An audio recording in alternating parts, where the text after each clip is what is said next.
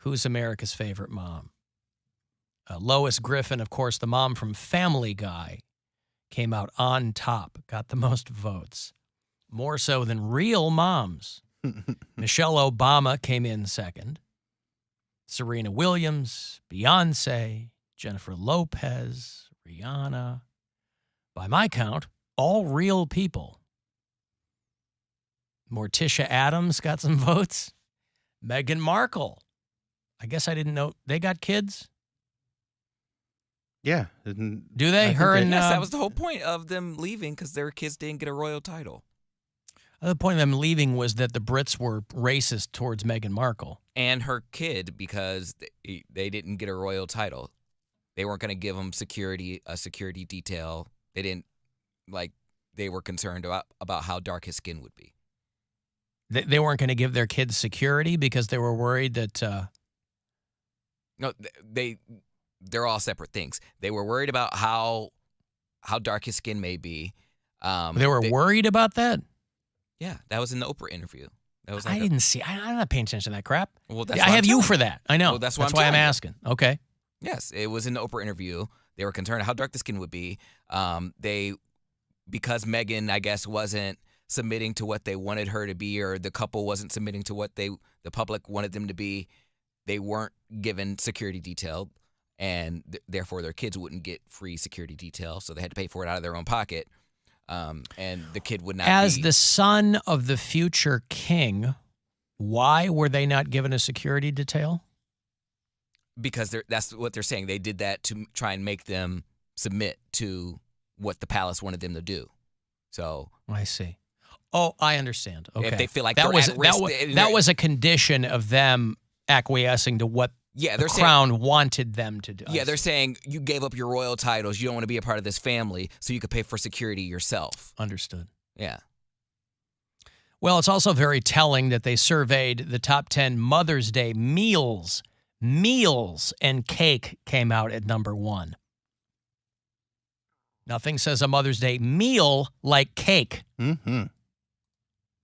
Delicious. Now, the opposite end of the favorite mom spectrum is the lady that, the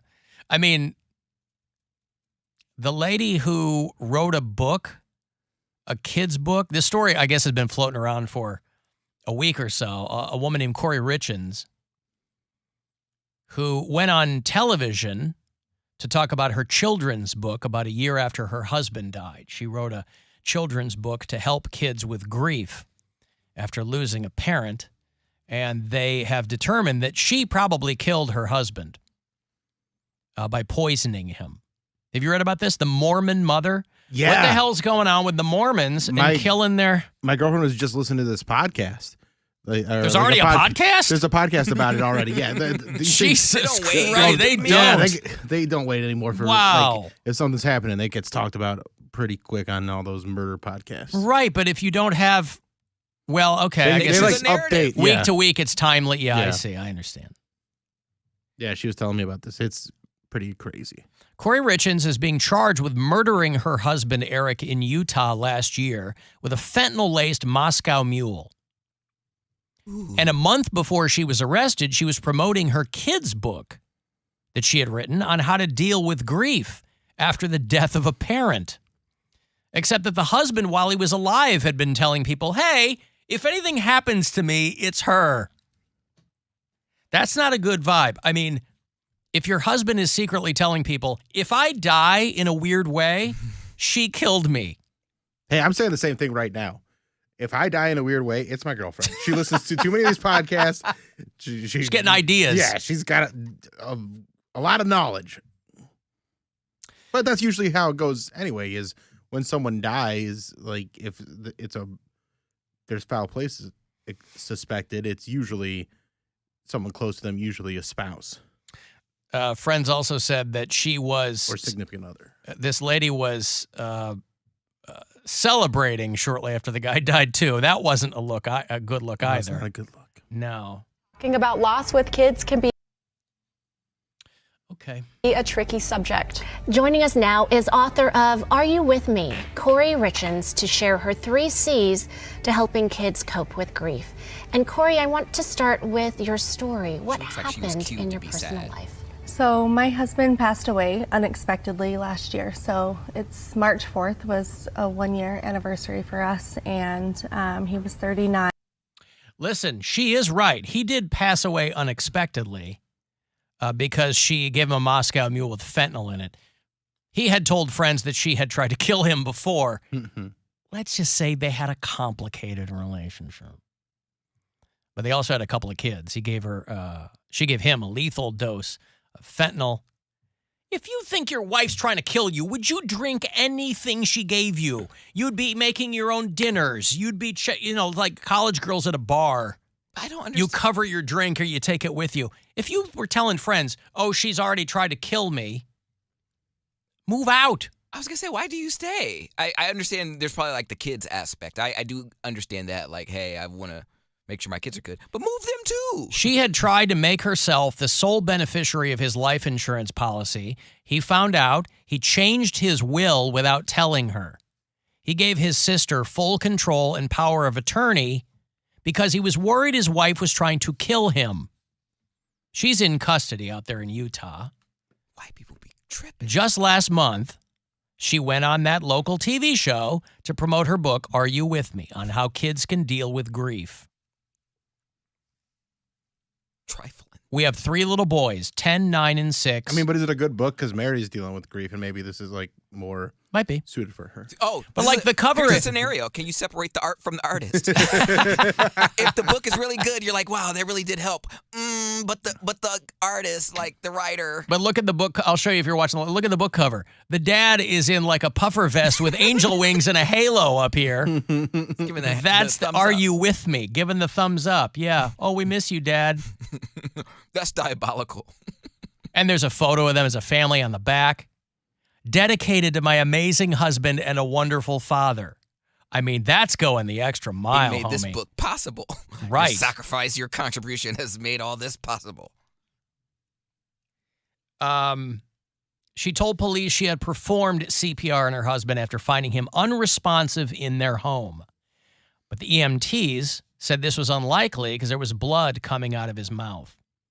Eric had told his family he feared his wife was trying to kill him. He kept becoming violently ill after having drinks or dinner with his wife. Why did no one do anything? Like don't know. The family didn't say anything? Like thought he was just joking or? Police say Corey asked a friend to buy the drugs for her, paying $900 for the first batch and another $900 after Valentine's Day. So even Valentine's Day didn't get this woman off course. No, when you got goals, you want to accomplish them. She's no quitter. No. She told her friend she wanted the, quote, Michael Jackson stuff. Yeah, right? The propofol. The milk. Give me the milk. She didn't use her phone on the night of her husband's death. Police say she was texting with someone back and forth. The messages were later deleted. I'll tell you what, though. These Mormon moms, killer or not, they're pretty foxy. I don't know what's in the water there in Salt Lake City, but like these Lily... Now, they're all harboring some deep, dark secret. But it's always these foxy Mormon moms and these dopey husbands. It's like a sitcom come to life. Anyway, she's being charged with his murder. But she would double down on, oh, my husband was the greatest guy. God broke the mold when my husband was born, that kind of stuff. She wrote a big, long, glowing obituary for him and the whole thing. Again, this is more stuff that makes me nervous. My girlfriend said a lot of nice things about me, too. I'm telling you, is you murder dudes afoot? with women who listen to a lot of true crime podcasts, they're taking notes. So, but I love these stories. These guys are like, if anything happens to me, or vice versa. A lot of times they find the wife dead. Told their friends, if anything happens to me, go to him. Okay. Yeah, so she was promoting her book on Good Things Utah. How'd you like to be those two anchors? You know, because those segments on local television they're just like paid promotions. It's how they generate revenue and things like that. Right. They're just commercials for restaurants or bars or whatever. And she goes in, and I'm sure it was a local feel-good story because this family had lost their patriarch. Making sure that the spirit is always alive in your home was the point of the book. But, man. Even if your husband isn't, especially if your husband isn't. Yeah, I mean, I just don't. If it comes out of nowhere, yeah. But if you're like, hey, I changed my life insurance policy because every time my wife and I have dinner or a drink, I feel really sick. And then he ended up having an overdose. I wouldn't drink a goddamn thing my wife gave me if I thought she was trying to kill me. Maybe he didn't want to believe it. Didn't want to believe it. The guy was pretty wealthy and had his will changed so that she didn't get any of the money. Yeah, because they were like, oh, she had been seen celebrating shortly after because she didn't realize that he had changed his will. So he did that on the low with like his family and his lawyer. She thought she was going to get all his money. I don't know what he did for a living, but they looked pretty affluent. A lot of puffer vests and white teeth. But she didn't find out until after he was dead that she wasn't the beneficiary anymore. So he got the last laugh. Kind of. I mean, he had to OD on fentanyl to get it, but, you know. It's pretty gross. But what are you going to do? Now, here's the thing. Poundcake's got a point. Can you separate the art from the artist? Right. If Would it's a you great get book this? and it does Yeah. help. Like, it's a good book. It's real good.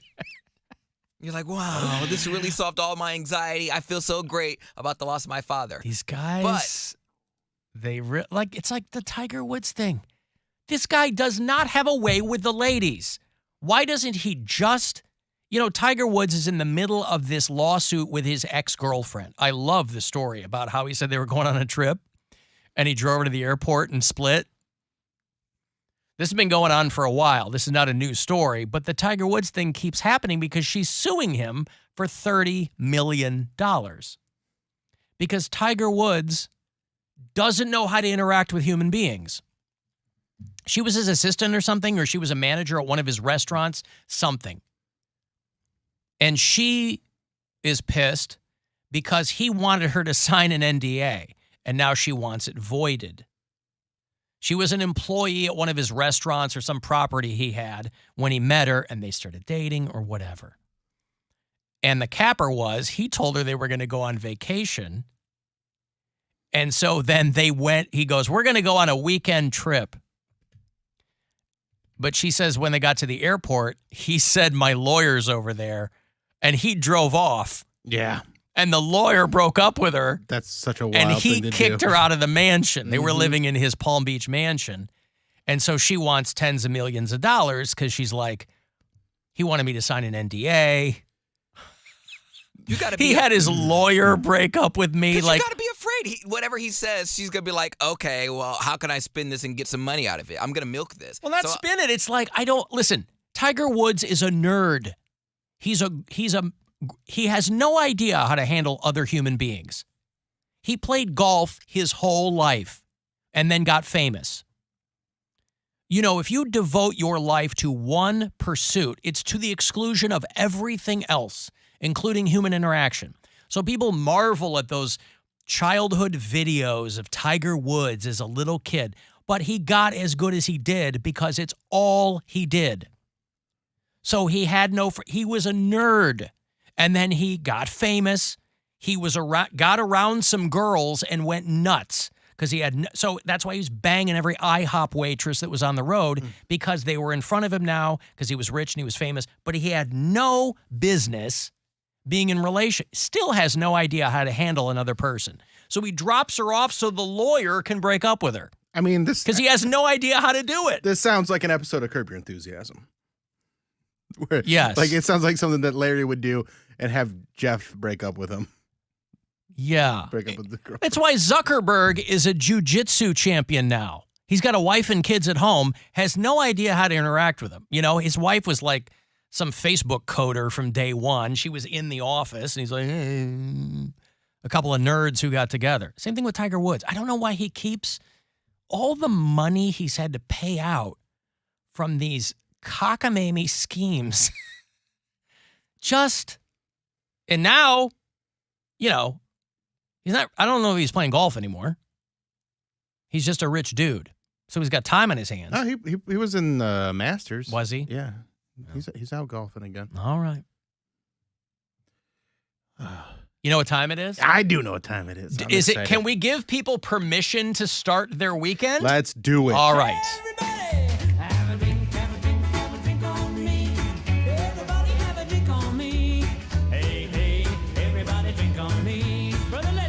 All right, it's a Bill Squire Friday Get Down in honor of the late, great Murray Saul here at WMMS. It's how we get the weekend underway. Take it away, will you? It's Friday!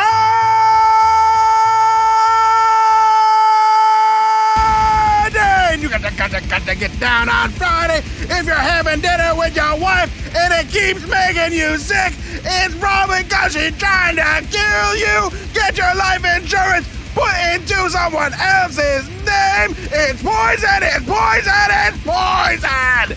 It's Friday. It's poison. Yeah, boy.